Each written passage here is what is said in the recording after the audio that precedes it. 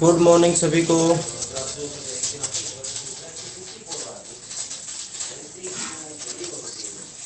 आवाज आ रही है सभी तक?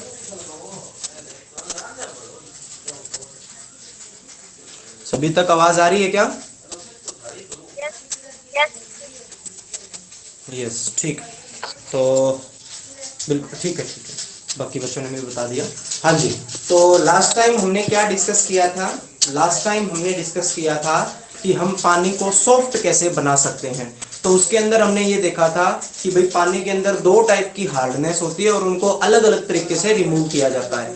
तो सबसे पहले हमने देखा था रिमूवल ऑफ टेम्परेरी हार्डनेस, है ना, और उसके दो मेथड हमने पढ़े थे। उसके बाद हमने देखा रिमूवल ऑफ परमानेंट हार्डनेस। उसका पहला जो मेथड था हमने पढ़ा था बाय वॉशिंग सोडा मेथड। दूसरा जो मेथड हमने पढ़ा था वो था कैल्विन मेथड, और तीसरा जो मेथड था उसको बोलते थे अपन आयन एक्सचेंज मेथड।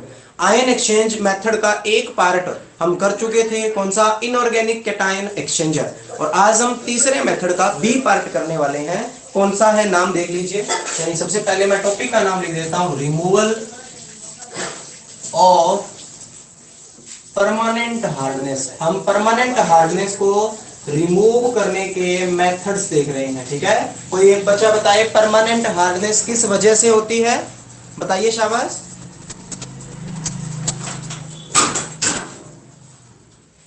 कोई एक बच्चा बताइए परमानेंट हार्डनेस किस वजह से होती है? एनीवन?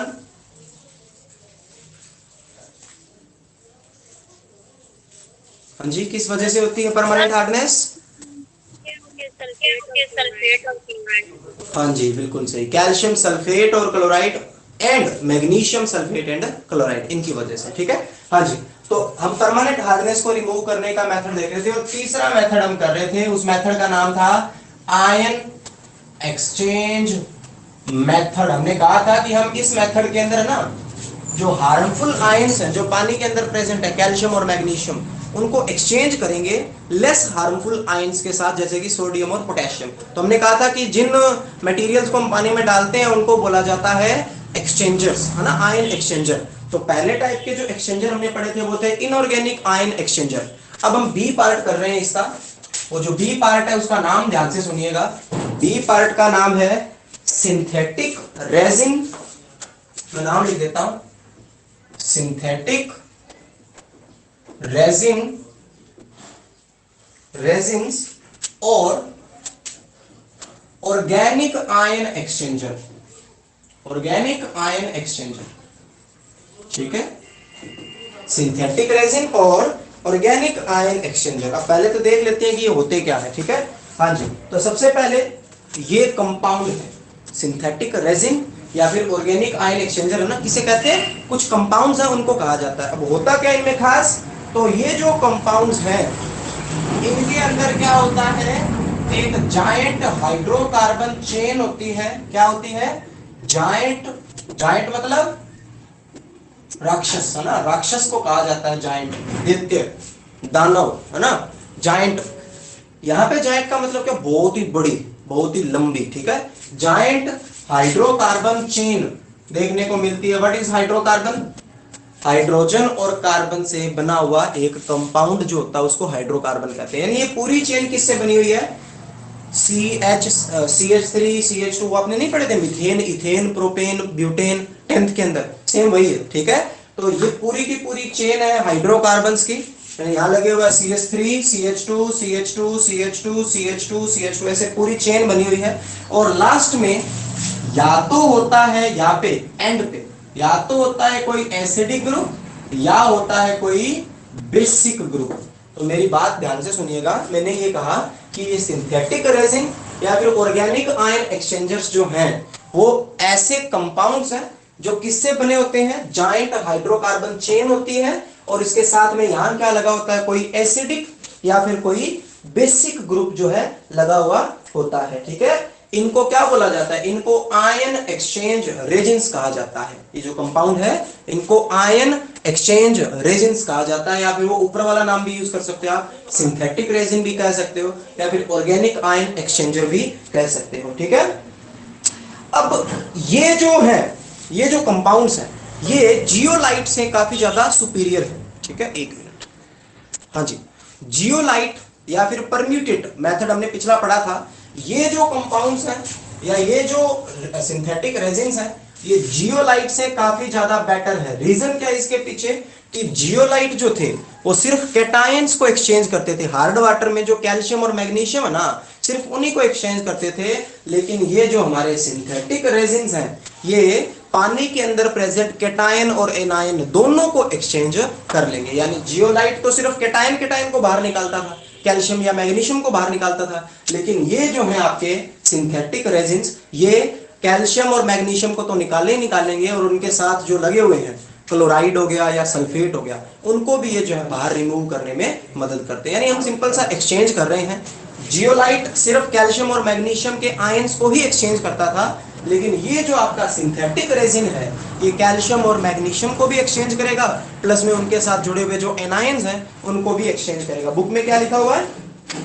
बुक में लिखा हुआ है ये सुपीरियर है जियोलाइट से, क्योंकि ये सारे टाइप के जो कैटायंस और एनायन जो प्रेजेंट है पानी में उनको ये रिमूव कर सकते हैं। ठीक है, ये जो आपके क्या बोलते हैं इनको, क्या बोला जाता है, सिंथेटिक रेजिन या फिर ऑर्गेनिक आयन एक्सचेंजर जो है वो दो टाइप के हैं और वो जान लीजिए कि कौन कौन से हैं। ठीक है, तो चलिए देखते हैं दो टाइप के कौन से हैं सिंथेटिक रेजिन या फिर ऑर्गेनिक आयन एक्सचेंजर। दो टाइप के हैं। नंबर एक cation exchange resin, cation exchange resins. ठीक है, और नंबर दो मैं यहां लिख देता हूं एनायन एक्सचेंज रेजिन। बहुत सिंपल है, कुछ भी नहीं है, बहुत ही सिंपल सी चीज। हमने क्या लिखा, इसका बी पार्ट हम कर रहे हैं सिंथेटिक रेजिन या फिर ऑर्गेनिक आयन एक्सचेंजर। क्या बोला मैंने कि ये जायंट हाइड्रोकार्बन चेन वाले कंपाउंड होते हैं जिनके एंड पर या तो एक एसिडिक ग्रुप लगा होता है या फिर एक बेसिक ग्रुप लगा हुआ हो सकता है। ठीक है, ये पिछले मेथड से, जियोलाइट वाले मेथड से क्यों सुपीरियर है? क्योंकि जियोलाइट वाले तो सिर्फ कैल्शियम और मैग्नीशियम को ही बाहर रिमूव करते थे या फिर एक्सचेंज करते थे। ये कैल्शियम और मैग्नीशियम को तो करेंगे, उनके साथ जुड़े हुए एनायंस, क्लोराइड हो गया, सल्फेट हो गया, उनको भी एक्सचेंज करेंगे। और क्या खास बात बताई मैंने? हाँ, और ये खास बात बताई कि ये जो अपने सिंथेटिक रेजिन ये दो टाइप के हैं। नंबर एक कैटायन एक्सचेंज रेजिन, नंबर दो एनायन एक्सचेंज रेजिन। अब इनके बारे में जानते हैं क्या है। तो कैटायन एक्सचेंज रेजिन्स में क्या है, इनमें लिख रखा है कि जो ये है ना कैटायन एक्सचेंज रेजिन, इनमें जायंट हाइड्रोकार्बन चेन होती है और उसके साथ कोई एक एसिडिक ग्रुप जुड़ा हुआ होता है। जैसे कि फॉर एग्जांपल COOH, ये आपने 10th में पढ़ा हुआ है, ये एक एसिडिक ग्रुप है। ठीक है, इसको बोला जाता है कार्बोक्सिल ग्रुप। ठीक है, और COH हो सकता है या फिर इस तरीके से ये जायंट हाइड्रोकार्बन चेन उसके साथ SO3H ये भी लगा हुआ हो सकता है। कहने का मतलब कैटायन एक्सचेंज रेजिन की क्या डेफिनेशन होगी कि ये जायंट हाइड्रोकार्बन चेन वाले कंपाउंड हैं जिनके एंड पे एसिडिक ग्रुप लगे हुए होते हैं, या तो COOH या फिर SO3H। अब ये क्या करेंगे, ये कैपेबल होते हैं, दीज आर कैपेबल, ये कैपेबल है कि ये एक्सचेंज कर लेंगे अपने H+, एसिड क्या देता है, H+ देता है, तो ये क्या करेंगे, ये एक्सचेंज करेंगे अपने H+ आयंस को किसके साथ, पानी में प्रेजेंट कैल्शियम और मैग्नीशियम के साथ। बहुत सिंपल सी बात है, these are cation exchange resin. तो किसको एक्सचेंज करेंगे, कैटायंस को। किस में प्रेजेंट है, हार्ड वाटर में। कौन से आयंस होते हैं, कैल्शियम और मैग्नीशियम। तो कैटायन एक्सचेंज रेजिन में आप क्या लिखोगे, these are giant hydrocarbon chain compound which are attached to an acidic group such as COH और SO3H। और ये क्या कर सकते हैं, ये कैपेबल है कि ये H+ आयन जो इनके अंदर हैं, ये एसिडिक है तो H+ होंगे, तो ये जो अपने H+ आयन है उनको एक्सचेंज कर लेंगे किसके साथ, कैल्शियम और मैग्नीशियम के साथ। ठीक है, और इसीलिए इनको कैटायन एक्सचेंज रेजिन या फिर कैटायन एक्सचेंजर भी कहा जाता है। और इनको रिप्रेजेंट कैसे किया जाता है, ये बहुत ही ज्यादा इंपॉर्टेंट है। इनको रिप्रेजेंट किया जाता है, रिप्रेजेंट किया जाता है रेजिन H+ है, ये याद रखना, मैं बाद में पूछूंगा कि किस तरीके से रिप्रेजेंट किया जाता है। सो कैटायन एक्सचेंज रेजिन्स को इस तरीके से रिप्रेजेंट किया जाता है भाई, रेजिन H+। ठीक है, इस तरीके से इनको रिप्रेजेंट किया जाता है। तो कैटायन एक्सचेंज रेजिन क्लियर है, कैटायन एक्सचेंज रेजिन क्लियर, कोई दिक्कत किसी को नहीं। बहुत सिंपल सी चीज है, कुछ भी नहीं है इसमें, ठीक है। अब बात आ जाती है एनायन एक्सचेंज रीजन की। मैं आपसे पूछूंगा, आप गैस कर सकते हो ये क्या है, व्हाट आर दीज, इसको देखिए और फिर मेरे को इसकी डेफिनेशन बता सकते हो आप, कोई भी एक बच्चा, थोड़ा सा गैस करना। देखो इसमें क्या था, मैंने क्या बताया आपको कि इनमें जॉइंट हाइड्रोकार्बन चेन है जो अटैच्ड है एक एसिडिक ग्रुप के साथ। इसमें क्या होगा, क्या होगा, गैस करिए। Basic joint hydrocarbon chain attach to basic, बिल्कुल सही रितु, बिल्कुल सही बताया है। तो इसमें क्या होगा, जॉइंट हाइड्रोकार्बन चेन होगी जो अटैच होगी किसी बेसिक ग्रुप के साथ। अब बेसिक ग्रुप कहां से लेके आए, बेसिक ग्रुप बहुत सिंपल है, ये देखिए, या तो होगी किसी OH के साथ, ठीक है, या आपको याद होगा NH3 अमोनिया, वो भी बेसिक है, NH2 भी बेसिक होता है। तो वो जो इसके अंदर अपन लिखेंगे लाइन कि ये जो कंपाउंड है ये जॉइंट हाइड्रोकार्बन चेन वाले कंपाउंड होते हैं जो अटैच्ड होते हैं किसी बेसिक ग्रुप के साथ, दैट इज या तो OH या फिर वो अटैच है किसके साथ, NH2 के साथ, वो NH2 के साथ भी अटैच हो सकते हैं, ये दोनों के दोनों बेसिक ग्रुप है, ठीक है। अब बात आती है, इधर क्या कहा था मैंने कि ये किसके लिए कैपेबल है, ये अपने H+ आयंस को एक्सचेंज करते हैं किसके साथ, कैटायंस के साथ। ये अपने बेसिक ग्रुप को यानी कि OH- को एक्सचेंज करेंगे किसके साथ, किसके साथ, क्या लिखा हुआ आगे, एनायंस के साथ। तो सिंपल सा एक एक्सप्लेनेशन है जो थोड़ा थोड़ा आप अगर स्टडी करते हो तो आपको समझ में भी आता है। दीज आर कैटायन एक्सचेंजर, तो ये कैटायंस के साथ एक्सचेंज करेंगे अपने H+ आयंस को। दीज आर एनायन एक्सचेंजर, ये अपने OH- को एक्सचेंज करेंगे किसके साथ, एनायंस के साथ। थोड़े से कुछ बच्चे ऐसे सोचेंगे कि भाई ये जो है ये कैसे एक्सचेंज करता है, तो इसका भी थोड़ा कहानी सुन लीजिए। ये ना पहले H2 के साथ रिएक्ट करता है। अब एक बात बताइए, अगर सामने बेस है तो पानी किसकी तरह काम करेगा, ये बेस है, पानी किसकी तरह काम करेगा, एसिड की तरह। एसिड की तरह। एसिड का क्या काम होता है, H+ लूज करना, ये यस H+ सर। लूज करेगा, ये गेन करेगा, इसका क्या बन जाएगा, NH3+। देखो मैं इसको रिप्रेजेंट करना सिखाता हूं आपको, ये देखिए यहाँ NH2 था, एसिड ने H+ लूज, सॉरी H2 ने H+ लूज किया, वो इसने गेन किया, ये क्या बन गया, NH3+। और यहाँ क्या बचा, OH-, वो इस आयन NH3+ के साथ जुड़ जाएगा, तो ये आपका बन जाएगा अमोनियम हाइड्रोक्साइड।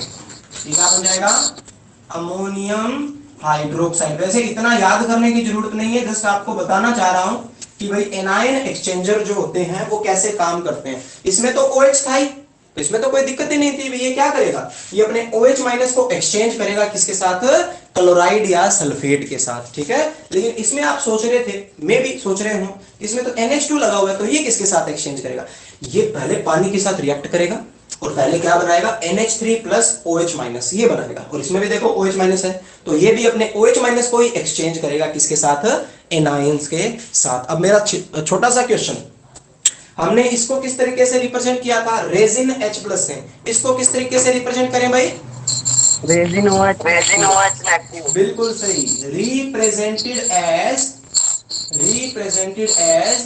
रेजिन OH-, ठीक है, इसको OH- से रिप्रेजेंट किया जाता है, या फिर ऐसे भी रिप्रेजेंट कर सकते हो, रेजिन NH3+ OH-।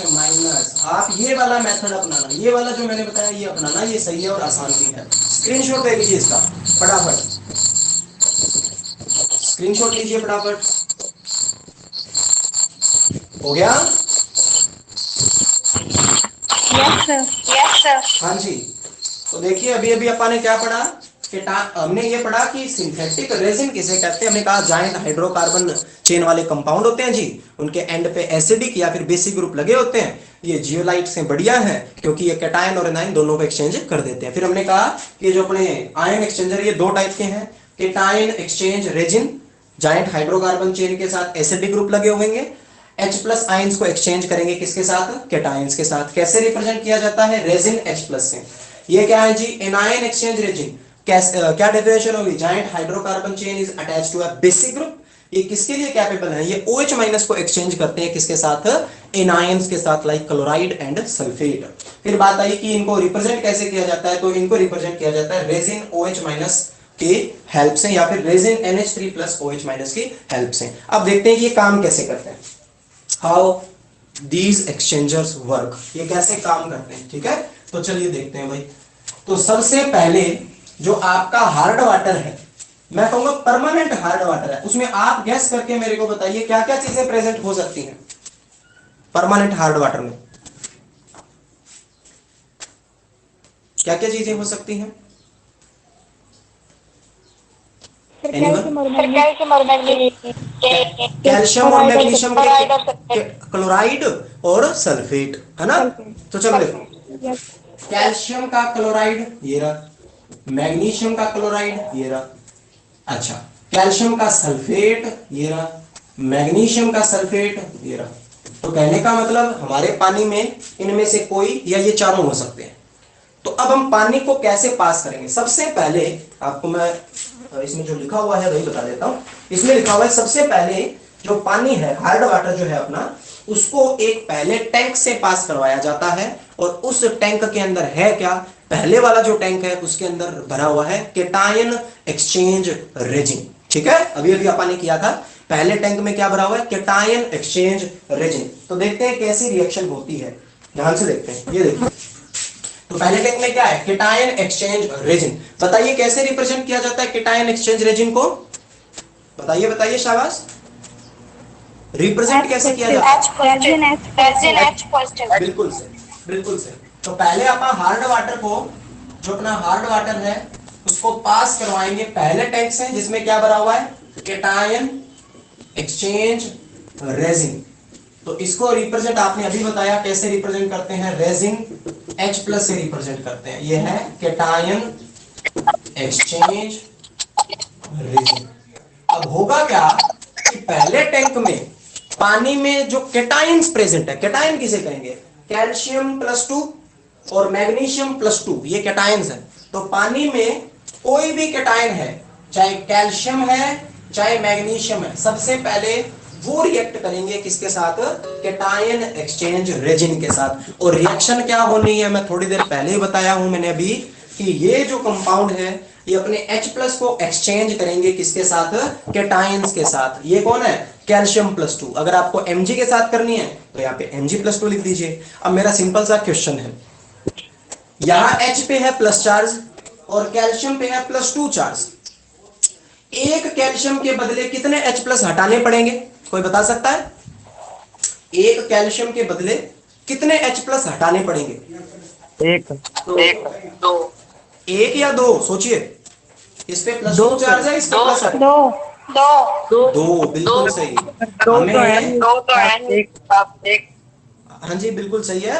अगर एक कैल्शियम यहाँ पे आएगा तो 2 H+ हटेंगे, क्योंकि H पे प्लस ही चार्ज है। तो अब यहाँ तो 2 आप लगा नहीं सकते, आप आगे लगा सकते हैं, तो हमने यहां लगा दिया जी 2। तो होगा क्या, ये 2 H+ यहां से चले जाएंगे, कैल्शियम यहाँ पे आ जाएगा, रेजिन कितने हैं, 2 है। तो आप थोड़ा सा सोचिए, अगर H पे प्लस चार्ज है तो मे भी रेजिन पे माइनस चार्ज हो, 2 रेजिन पे 2 माइनस, एक कैल्शियम पे 2 प्लस, तो कैसा कंपाउंड बना, ध्यान से सुनिएगा, मैं यहाँ पे लिख देता हूं रिएक्शन की फॉर्म में। हाँ जी, ये देखिए Ca यानी कैल्शियम, और इसके साथ कितने रेजिन लग जाएंगे, 2।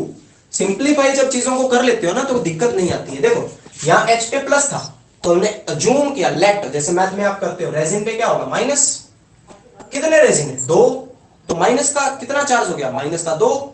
एक कैल्शियम पे कितना है, +2। तो ये देखिए Ca और इसके साथ रेजिन कितने लगे हुए हैं, 2, और जो आपके H+ आयंस हैं वो यहां बाहर रिलीज हो जाएंगे। तो देखो हो गया ना एक्सचेंज, हो गया एक्सचेंज। ये केटायन एक्सचेंज रेजिन है, इसने अपने H+ आयंस को एक्सचेंज किया है किसके साथ, केटायंस के साथ, ठीक है। तो ये जो है आपका पहले टैंक के अंदर रिएक्शन हो रहा है, हो क्या रहा है कि जितने भी केटायंस हार्ड वाटर में प्रेजेंट होंगे वो सारे के सारे एक्सचेंज हो जाएंगे किसके साथ, H+ आयंस के साथ। ये क्लियर हुआ, ये क्लियर हुआ। Yes sir. हाँ जी, अगर आपको मैग्नीशियम के साथ करनी है तो कर सकते हो ना, कोई दिक्कत तो नहीं। No sir. Ca की जगह क्या पुट करना है, Mg, Mg रेजिन ठीक प्लस ठीक 2H+. हाँ जी हाँ जी, वो रिएक्शन हो जाएगी, बिल्कुल सही बताया। अब मेरा एक छोटा सा क्वेश्चन है, पहले टैंक में जो पानी है, जो पहले टैंक में पानी है उसमें अब बहुत सारे H+ आयंस हो जाएंगे, क्यों, क्योंकि केटायन तो सारे के सारे जाके जुड़ गए किसके साथ, रेजिन के साथ। तो पानी में क्या हो जाएंगे, बहुत सारे H+ आयंस हो जाएंगे। अब इस पानी को कहां भेजा जाएगा, दूसरे टैंक में भेजा जाएगा। और दूसरे टैंक में कौन तैयार है, कौन तैयार होगा, सोचिए। पहले टैंक में केटायन एक्सचेंज रेजिन था, दूसरे टैंक में कौन होगा, Anion exchange. बिल्कुल सही, एनायन एक्सचेंज रेजिन होगा दूसरे टैंक के अंदर। अब आप हार्ड वाटर को पास करवा रहे हैं एनायन एक्सचेंज रेजिन के अंदर। उसको कैसे रिप्रेजेंट किया जाता है, Resin OH negative. बिल्कुल सही, बिल्कुल सही, बिल्कुल सही, रेजिन OH नेगेटिव। या फिर और भी तरीका है एक, वो भी मैंने बताया था आपको, ठीक है। कैसे ही कर सकते हो आप आपको जैसे भी ठीक लगे वैसे आप कर सकते हो, ठीक है। अब बात आती है, सोचना थोड़ा सा सोचना, अजूम करना। इस OH पे माइनस है तो रेजिन पे क्या चार्ज होगा, Plus.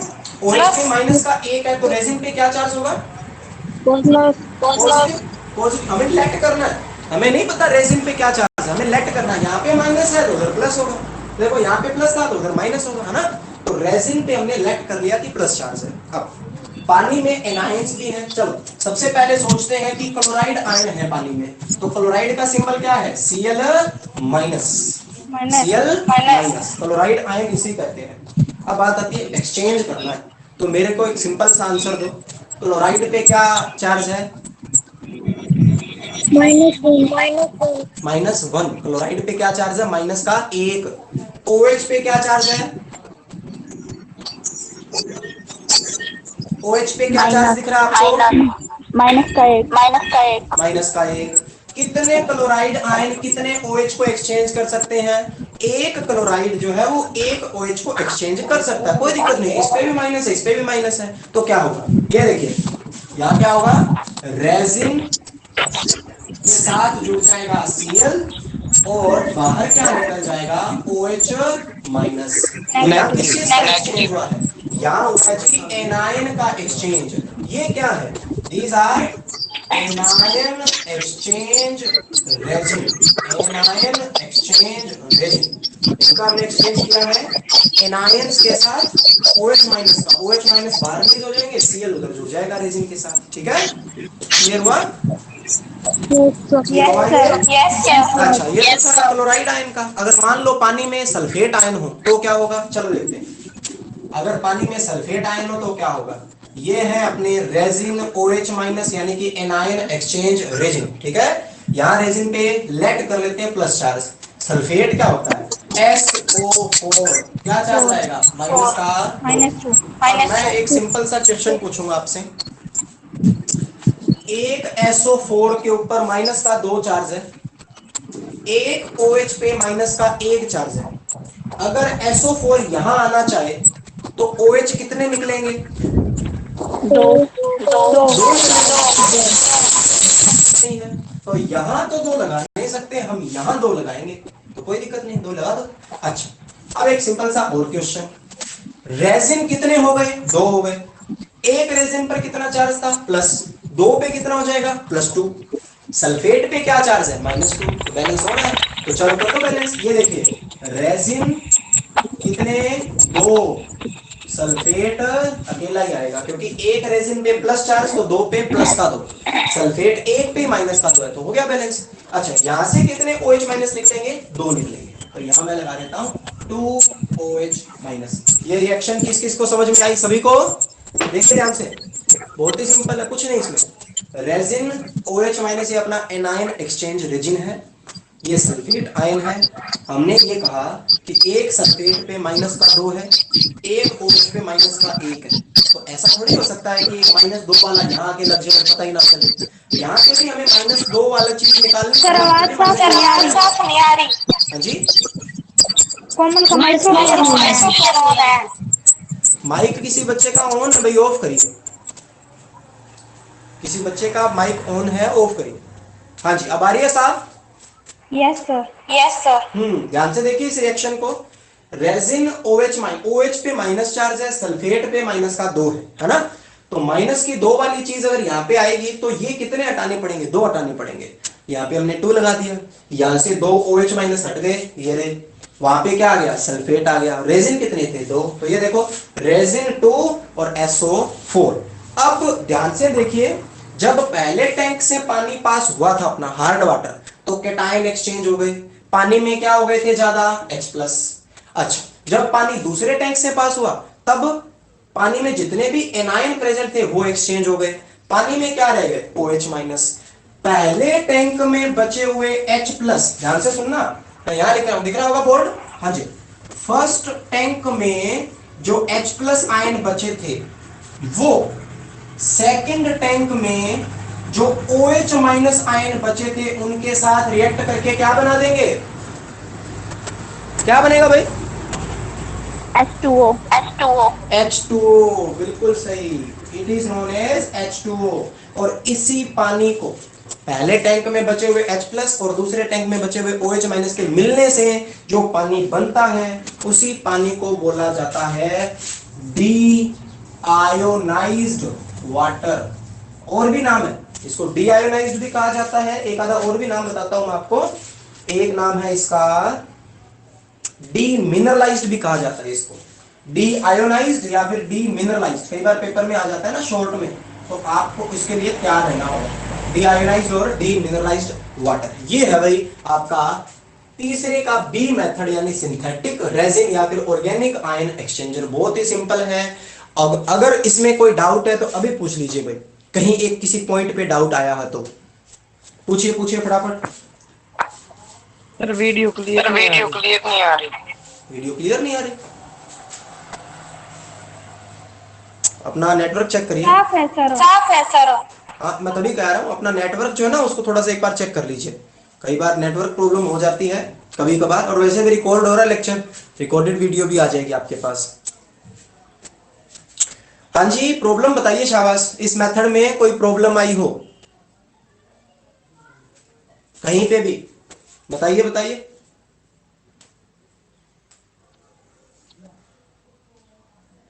है किसी बच्चे को प्रॉब्लम?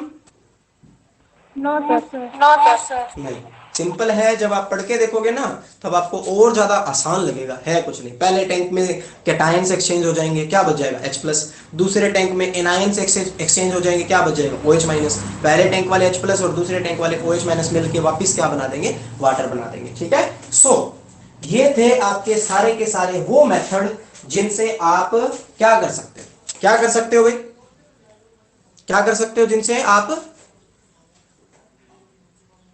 बताइए बताइए। हार्ड वाटर को क्या बना सकते हो, सॉफ्ट बना सकते हो, है ना, यही कर सकते हैं।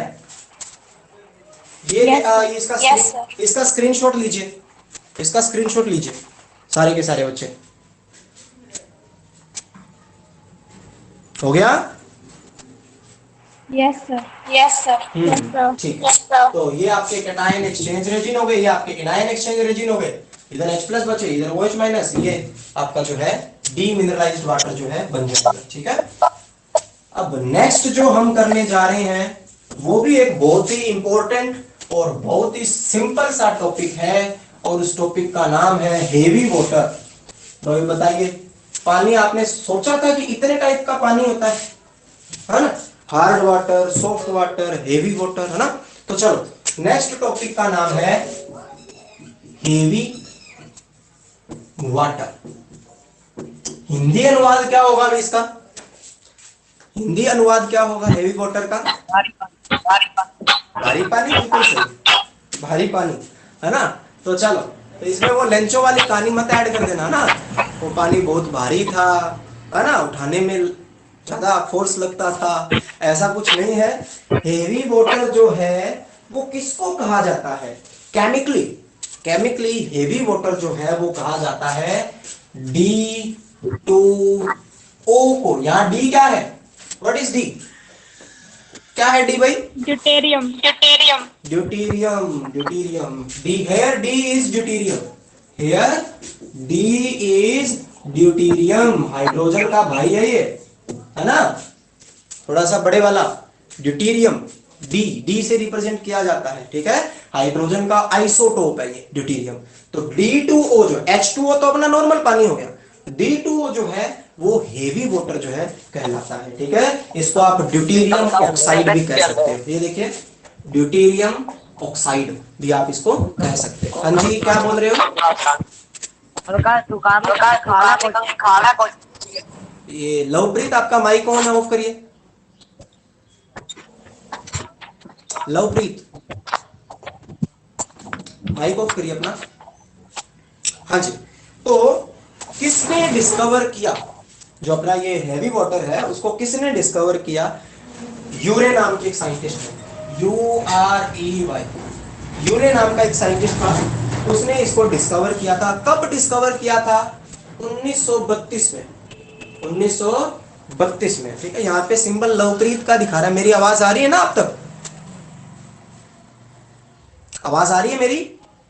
Yes sir. हाँ जी, फिर ठीक है। और लवप्रीत अपना माइक ऑफ करिए भाई, लवप्रीत अपना माइक ऑफ करिए। और रिकॉर्ड हो रहा है लेक्चर, टेंशन मत लीजिए। अगर बाई चांस कुछ ना सुना, कोई टॉपिक ना समझ में आया तो वहां से वीडियो देख लेना। ठीक है, सर माइक माइक ऑफ रखिए Lovepreet, mike off. Sir off है। नहीं यार, आपका आवाज आ रही है ना मेरे पास? आपकी आवाज मेरे तक आ रही है, आपके सराउंडिंग की भी आवाज आ रही है ना? प्रॉब्लम उससे। हाँ जी, तो यूरे नाम के साइंटिस्ट ने इसकी डिस्कवरी करी थी। कब करी थी? 1932 के अंदर। और उसने बताया था कि जो अपना ऑर्डिनरी वाटर है, जो घर वाला पानी है, उसमें भी कुछ मात्रा जो है इस हेवी वाटर की भी होती है। ठीक है, उसने बताया था कि कुछ मात्रा में अपने नॉर्मल जो वाटर है उसमें भी ये D2O जो है पाया जाता है। बात आती है भी इसको कैसे प्रिपेयर किया जा सकता है। तो आपने इलेक्ट्रोलिसिस का नाम सुना है क्या? इलेक्ट्रोलिसिस का नाम सुना है किसी ने? किसी ने अगर सुना हो तो भी नहीं बताएंगे, है ना? इलेक्ट्रोलिसिस क्या होता है? What is electrolysis? एक मिनट, अंकित का है ऑन। अंकित भाई माइक ऑफ करिए अगर आपका माइक ऑन है तो। हाँ जी, व्हाट इज इलेक्ट्रोलिसिस? किसी को नहीं पता? इलेक्ट्रो से क्या समझते हो? इलेक्ट्रो का मीनिंग होता है इलेक्ट्रिसिटी, इलेक्ट्रिसिटी। इलेक्ट्रो का मतलब इलेक्ट्रिसिटी। लाइसिस का मतलब होता है तोड़ना। कहने का मतलब, कहने का क्या मतलब हुआ? इलेक्ट्रिसिटी की हेल्प से किसी चीज को तोड़ना, है ना? H2O का इलेक्ट्रोलिसिस कर सकते हो क्या? H2O का इलेक्ट्रोलिसिस कर सकते हो? बता सकते हो मेरे को क्या क्या बनेगा? ये देखिए, ये मैंने H2O ले लिया, इसका अपन इलेक्ट्रोलिसिस कर रहे हैं, तो क्या मेरे को कोई बता सकता है कि क्या बनेगा यहाँ पे? बताइए शाबाश। नो नो, जब भी पानी आपको कहा जाए कि पानी जो है वो आयंस की फॉर्म में कैसे टूटता है, तब आपने बताना है H+ एंड OH-। ठीक है, लेकिन अगर आपको कहा जाए कि इसको एलिमेंट्स के अंदर तोड़ना, इलेक्ट्रोलाइसिस, ये रिएक्शन आपने 10th में करी हुई है, तब क्या बनेगा? H2 एंड, बिल्कुल वैसे भी सही है आपकी बात, H+ और OH-, फिर वो एनोड और कैथोड की तरफ जाते हैं। मैंने कहानी बहुत बात बताई आपको। H+ जाएगा किधर? कैथोड। OH- जाएगा किधर? एनोड। और वहां पर रिस्पेक्टिव गैसेस बनेगी। एक गैस बनेगी H2, दूसरी गैस बनेगी O2। और एक क्वेश्चन भी आता था 10th में कि भाई एक जो गैस है वो ज्यादा बन रही है, कौन सी बन रही है? बैलेंस करके देख लो, पता चल जाएगा। यहाँ 2 लगेगा तो यहाँ पे भी 2 लगेगा। देखो हाइड्रोजन ज्यादा बनेगी एज कंपेयर टू ऑक्सीजन। तो ये है जी इलेक्ट्रोलिसिस, पानी को तोड़ना with the help of electricity. ये बनेगा 2H2 प्लस में O2। अब देखो, अपन ये देख रहे हैं कि हैवी वाटर को कैसे बनाया जा सकता है। तो इसमें लिख रखा है कि अगर आप नॉर्मल पानी को, नॉर्मल पानी की प्रोलोंग्ड इलेक्ट्रोलिसिस अगर करते हो, प्रोलोंग्ड का मतलब बहुत ही लंबे समय तक अगर आप इलेक्ट्रोलिसिस करते हो, तो पानी में से जितने भी हाइड्रोजन है वो सारी की सारी लिबरेट हो जाएगी और पानी के अंदर सिर्फ क्या रह जाएगा? ड्यूटेरियम। और ड्यूटेरियम ऑक्सीजन के साथ मिलके क्या बना देगा? D2O, यानी कि हेवी वाटर। सिंपल भाषा में अगर समझाऊं तो अगर आप पानी को लंबे समय तक इलेक्ट्रोलाइज करते हो तो पानी के अंदर कुछ बहुत ही थोड़ा सा पोर्शन ड्यूटेरियम ऑक्साइड यानी कि हैवी वाटर का भी होता है, यानी बात है कि O के साथ या तो H जुड़ा हुआ है या D जुड़ा हुआ है, सिंपल सी बात है। तो H हल्का होने की वजह से इजीली रिलीज हो जाएगा हाइड्रोजन की फॉर्म में, लेकिन D क्योंकि थोड़ा सा भारी होता है वो पानी में रह जाएगा और वो ऑक्सीजन के साथ रिएक्ट करके क्या बना सकता है, हेवी वाटर बना सकता है। और भी सिंपल भाषा में, लंबे समय तक इलेक्ट्रोलिसिस करो, ज्यादातर पानी टूट जाएगा हाइड्रोजन और ऑक्सीजन में, रिमेनिंग वाटर में क्या है, हेवी वाटर है यानी कि D2O है। ठीक है, अब सोच लीजिए कि कितना पानी हमें इलेक्ट्रोलाइज करना पड़ेगा।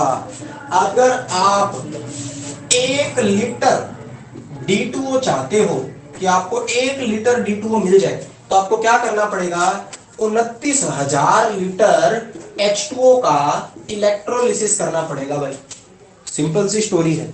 अगर आपको 1 लीटर D2O चाहिए, आप कह दो कि मेरे को तो भाई 1 लीटर D2O चाहिए, चाहे कुछ भी हो जाए, तो आपको 29,000 लीटर पानी का क्या करना पड़ेगा, प्रोलॉन्ग्ड इलेक्ट्रोलिसिस करना पड़ेगा, यानी लंबे समय तक इलेक्ट्रोलिसिस करना पड़ेगा। So is it clear, heavy water का फॉर्मूला D2O किसने डिस्कवर किया, यूरे ने, पता नहीं क्यों, और 1932 के अंदर। D2O में D का क्या मीनिंग है, ड्यूटेरियम, हाइड्रोजन का बड़ा भाई थोड़ा सा, और ड्यूटेरियम इसको कहते हैं अपन आइसोटोप है। ठीक है, कैसे प्रिपेयर कर सकते हैं D2O को, by prolonged electrolysis of water, पानी का लंबे समय तक इलेक्ट्रोलिसिस जब करते हैं तो हाइड्रोजन हल्के होने की वजह से रिलीज हो जाती है, पानी में थोड़ा सा जो ड्यूटेरियम है वो ऑक्सीजन के साथ रिएक्ट करके D2O बना सकता है। अगर आपको 1 लीटर D2O चाहिए तो 29,000 लीटर पानी का आपको इलेक्ट्रोलिसिस करना पड़ेगा। क्लियर हुआ? Yes sir. Yes, sir. ठीक है, ठीक है। फिजिकल प्रॉपर्टी देखते हैं इसकी कि क्या क्या फिजिकल प्रॉपर्टीज है, और फटाफट देखते हैं। आप बताइए, पानी की फिजिकल प्रॉपर्टी अपन ने करी थी ना, पानी की करी थी फिजिकल प्रॉपर्टी। पानी में क्या लिखा था, it is colourless, odourless, tasteless water लिखा था ना, लिक्विड लिखा था या नहीं लिखा था? Yes sir. Yes, sir. तो बिल्कुल वैसे ही मैं फिजिकल प्रॉपर्टीज बता रहा हूं आपको, फिजिकल प्रॉपर्टीज।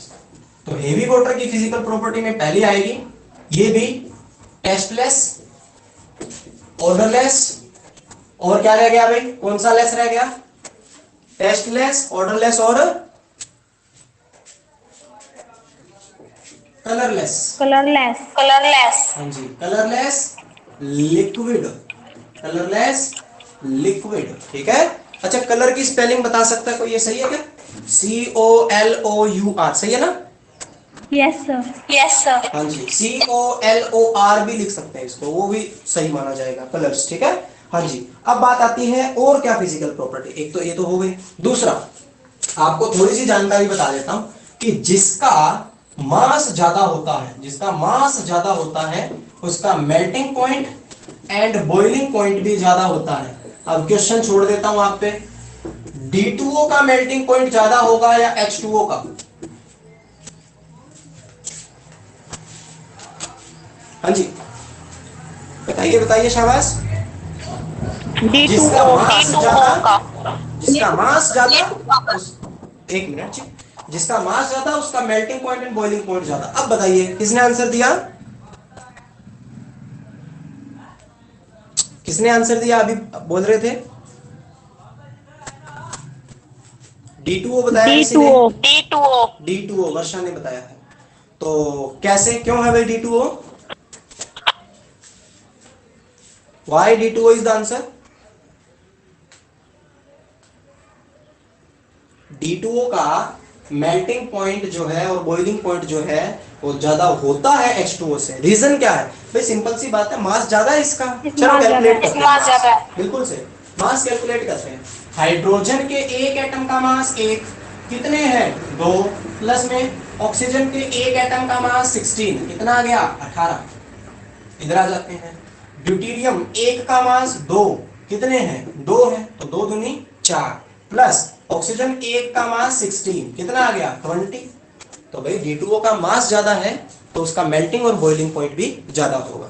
नेक्स्ट, तीसरी बात, इसका जो D2O जो है, इसका जो डाई इलेक्ट्रिक कांस्टेंट है, डाई इलेक्ट्रिक कांस्टेंट तो थोड़ा सा लो होता है एज कंपेयर टू पानी। पानी की कंपैरिजन में D2O का डाई इलेक्ट्रिक कांस्टेंट जो है वो कम होता है, इसीलिए बहुत सारी आयनिक चीजें आयनिक मीन जो आयन से बनी हुई होती है वो D2O में कम घुलती है, पानी में ज्यादा घुलती है। ठीक है, उसके पीछे भी रीजन ये है कि D जो है वो इतना ज्यादा इलेक्ट्रो पॉजिटिव नहीं होता जितना H होता है। ठीक है, इतना ज्यादा इलेक्ट्रो पॉजिटिव नहीं है D जितना H है। तो कहने का मतलब इसका डाई इलेक्ट्रिक कांस्टेंट कम होता है, जिसकी वजह से बहुत सारी आयनिक चीजें D2O के अंदर नहीं घुलती। क्या आपको फिजिकल प्रॉपर्टीज क्लियर है? क्या आपको फिजिकल प्रॉपर्टीज क्लियर है? 3 फिजिकल प्रॉपर्टीज लिखी पड़ी हैं, clear? Yes sir. Yes, sir. Yes, sir. ठीक है, ठीक है, वेरी गुड। नेक्स्ट हम करने जा रहे हैं केमिकल प्रॉपर्टीज। अच्छा एक बात बताइए, केमिकल प्रॉपर्टीज अपन ने पानी की करी थी क्या? क्या पानी की केमिकल प्रॉपर्टीज करी थी हमने? करी थी क्या H2O की? नहीं करी थी? नहीं, मैंने तो कराई थी। अब आपने अगर नहीं करी है तो वो अलग बात है। केमिकल प्रॉपर्टीज, बस बात ये कह रहा था कि जिसने पानी की केमिकल प्रॉपर्टीज कर रखी है उसके लिए ये बहुत ही ज्यादा आसान है। चलो दिखाता हूं आपको कैसे। ये देखिए, सबसे पहली है action with metals. Action with metals. मेरा एक सिंपल सा क्वेश्चन है, क्या आप में से कोई भी बच्चा ये रिएक्शन कर सकता है क्या? अगर कर सकता है तो मेरे को प्रोडक्ट बताए इस रिएक्शन के। Na के साथ H2O की reaction. NaOH plus H2. NaOH plus plus में क्या बताया? H2।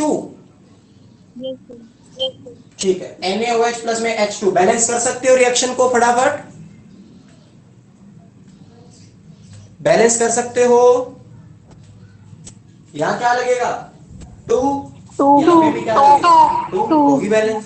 अब मैंने ये रिएक्शन क्यों करवाई है? क्योंकि ये रिएक्शन आपने पढ़ रखी है। और अब हम पढ़ क्या रहे हैं? Heavy water. नॉर्मल वाटर के साथ ये रिएक्शन, हेवी वाटर के साथ क्या हुआ? बस यहाँ पानी के अंदर जो H है उसकी जगह D लगा दो और सारी की सारी रिएक्शन जो है वो सेम हो जाएगी। अगर यहाँ पे आपने D लगाया तो यहाँ पे भी D लगेगा। तो चलिए दिखाता हूँ कैसे आप ये रिएक्शन कर सकते हो। यार ये तो हो गया नॉर्मल पानी के साथ। हेवी वाटर के साथ कैसे होगा?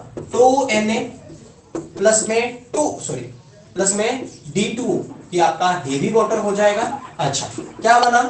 2 मॉलिक्यूल्स ऑफ NaOH की जगह क्या आएगा? D। H की जगह क्या आएगा? D plus plus plus D2। H की जगह क्या आएगा? D। तो बस कुछ नहीं करना भाई, H की जगह D लगाना है और कुछ भी नहीं है। ठीक है, ये देखो 2Na प्लस में H2O 2NaOH प्लस H2 बनता है। आपने जहां जहां H दिख रहा है वहां वहां D लगाना है और कुछ भी नहीं करना, रिएक्शन हो गई। क्लियर? Yes sir. क्लियर है? Yes, sir. यानी आप क्या लिखोगे कि D2O एक्टिव मेटल्स के साथ रिएक्ट करके क्या बनाता है? इसको देखो क्या कहते हैं, इसको बोलते हैं ये हो जाएगा सोडियम ड्यूटेरोक्साइड। सोडियम ड्यूटेरोक्साइड। और ये क्या है? ड्यूटेरियम।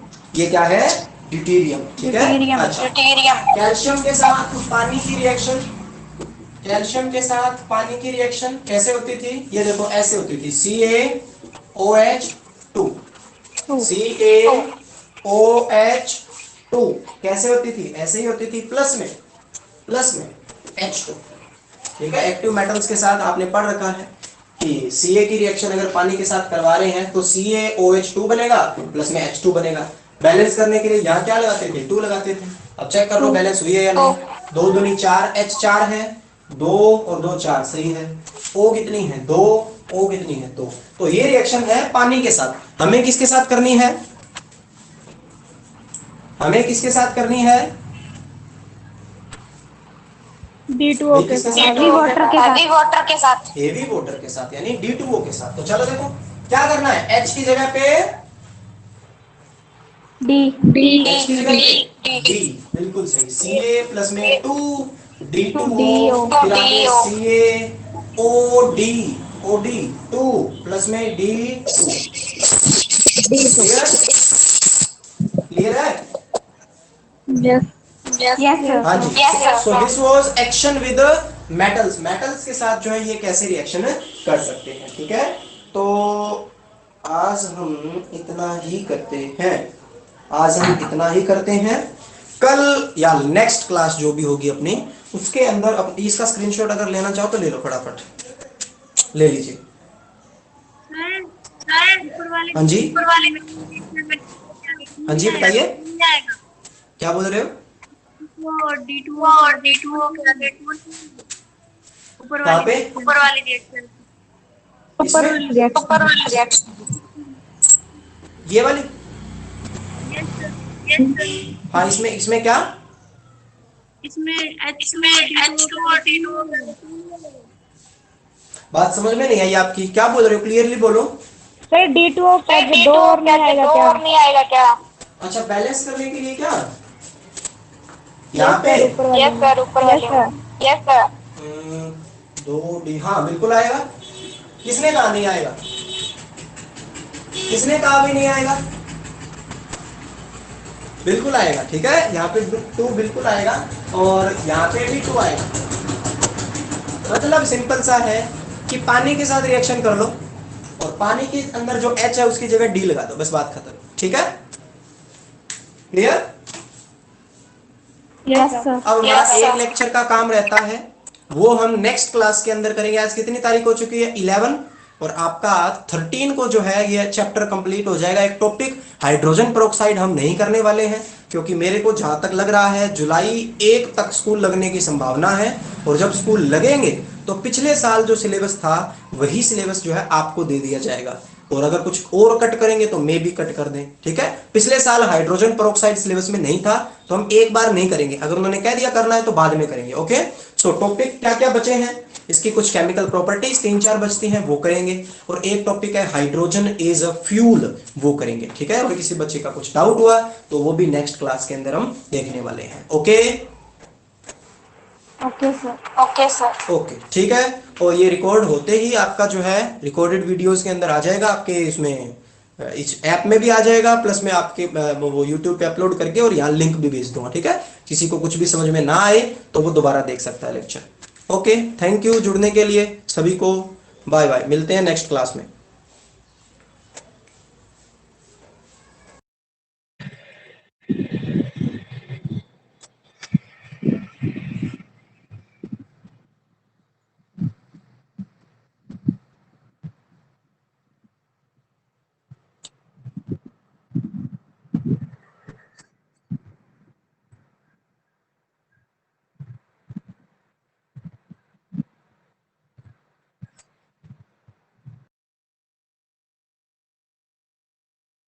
ओ अंशु, हाँ हाँ बोल। आज जाना घंटा पता नहीं यार, वो कहंदे तुसी तेरा रोल नंबर पता है वा? ओए ओए, मैं तेने पूछे सी, पता नहीं मैंने ता मैंने लास्ट ते 4 अक्षर ए तेरा की सी लास्ट ते 23 मेरा शायद 50 ਸੀਗਾ 23-50। अच्छा चल वो तो स्कूल वाले आपे दस देंगे, जे आया ਤਾਂ ਉਹ ਆਪੇ ग्रुप ਵਿੱਚ सेंड कर देंगे। अच्छा चल ठीक है फिर। ठीक